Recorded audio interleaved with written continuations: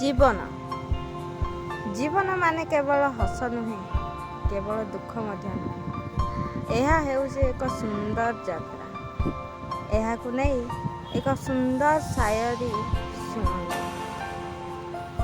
ଜୀବନ ଏକ ପଥ ଯାହାର ନାହିଁ କେବେ ଶେଷ।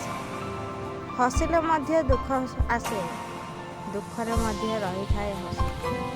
କେବେ ଆଲୋକ, କେବେ ଅନ୍ଧାର, ସେଇଠି ଲୁଚିଛି ଜୀବନର ସତ୍ୟ ସ୍ୱାଦ। ଜୀବନ ଶିଖାଏ ହସିବାକୁ, ଲୁହରେ ମଧ୍ୟ ଖୁସି ଖୋଜିବାକୁ, ପଡ଼ିଲେ ପୁଣି ଉଠିବାକୁ, ହାରିଲେ ମଧ୍ୟ ଜିତିବାକୁ।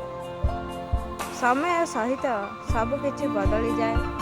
ଜୀବନର କାହାଣୀ ମୁହଁ ନେଇ ଆସେ। ଯେଉଁଠାରେ ଭାବିଲୁ ଶେଷ, ସେଠାରୁ ଆରମ୍ଭ ହୁଏ ନୂଆ ପଥ।